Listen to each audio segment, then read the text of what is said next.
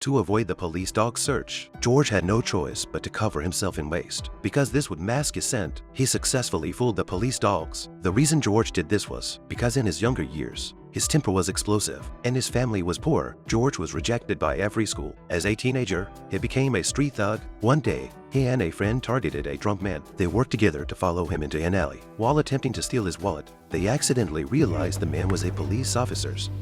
Surprise, boys. You're busy right here, huh? The two quickly ran off, but the police car was already waiting for them. They split up to escape.